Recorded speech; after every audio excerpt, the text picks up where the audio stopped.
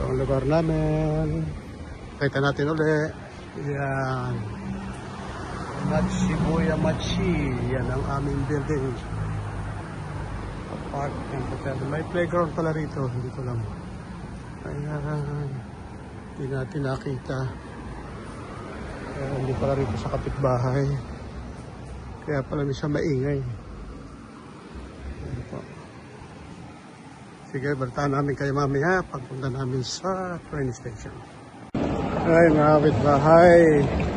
Pagod ang pagsama-sama dito sa Shinkansen Station, papunta ng Osaka. Yan. Daming tao kasi ako kung holiday yata. Dito tayo.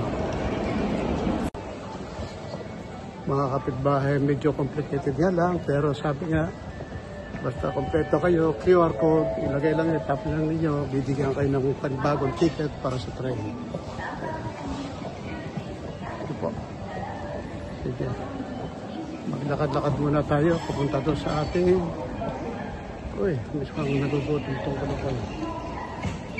Dali lang mga kapitbahay. Tignan natin ulit. Yan, sa Osaka.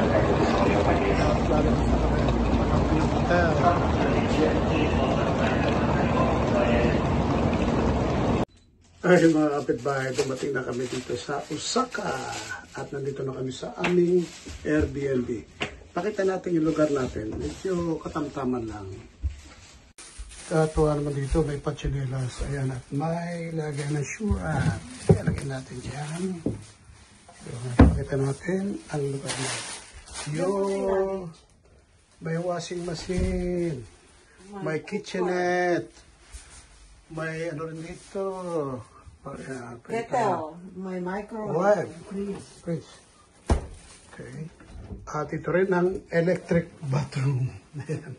Nakakatuwa naman. May bidet. Uy, mayroong ano rito. May gamit. Ay, buksan natin ito. Ayan. Ito lang talaga sa Japan, malilit lang yung bathtub nila. Ayan na. Comfortable naman. Parang naliligo ka nakaupo dyan. Ganyan lang yan. Okay. Nang laundry na iron, flat iron. Oh, may flat iron. Flat talaga siya.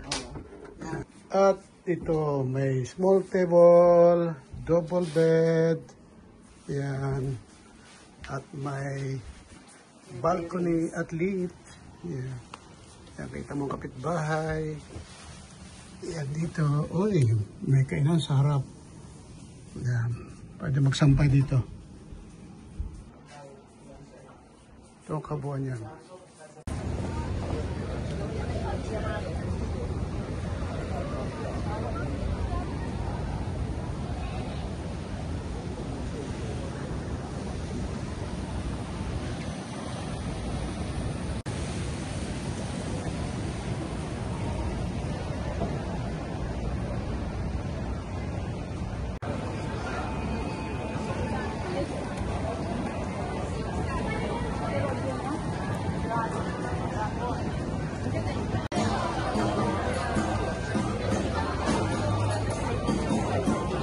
Mag-iihaw ng ating pagkain.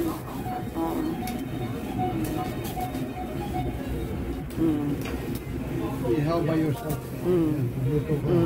Magluto ka ng kainin mo. Hindi ka makakakain. Kung hindi mo ihawin, hindi ka makakakain. Ganyan lang. Kain po tayo mga kapitbahay.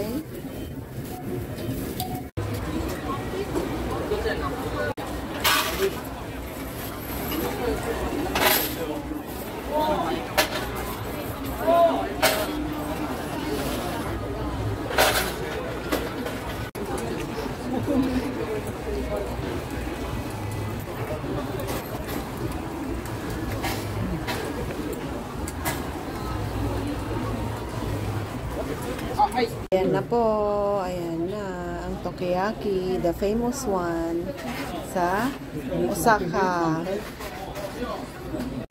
Ayan, nandito tayo sa famous Mr. Glicoman dito sa Osaka po. Ayan, ang daming tao ngayong October, autumn.